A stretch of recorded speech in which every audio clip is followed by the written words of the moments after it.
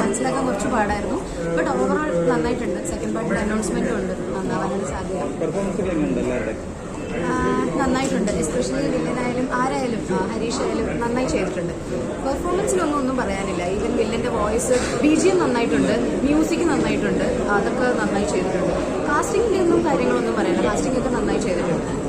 പിന്നെ പല കാര്യങ്ങളും മനസ്സിലായില്ല, ചിലതൊക്കെ റിലേറ്റ് ചെയ്യുന്നത് കണക്ട് ആവാൻ കുറച്ച് അത് ലിജോ ജോസ് പല്ലിശ്ശേരിയുടെ ആ ഒരു ലൈനായിട്ട് കണ്ടാൽ മതി. പ്രത്യേകിച്ച് നന്നായിട്ടുണ്ട്. ഭയങ്കര ബ്ലോക്ക് ബസ്റ്റർ ഒന്നും പറയാനില്ല. But it was nice. പാർട്ടിന് കാണാം, വൺ ടൈം വാച്ച് അത്രേ പറയുന്നുള്ളൂ. ഡീറ്റെയിൽ ആയിട്ടുണ്ട്.